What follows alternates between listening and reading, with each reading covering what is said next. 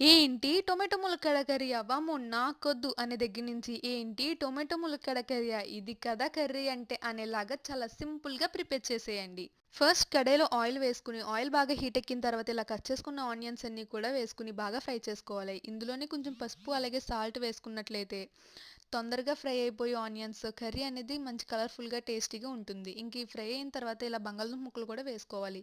ఇది అయితే ఆప్షనల్లే. నాకు నచ్చి నేను వేసుకున్నాను. మీకు నచ్చితే వేసుకోండి. లేకపోతే మీరు స్కిప్ చేసేయొచ్చు. ఇంకా బాగా ఫ్రై అయిన తర్వాత ఇలాగ టొమాటోస్ అలాగే గ్రీన్ చిల్లీస్ కూడా నేను వేసుకున్నాను.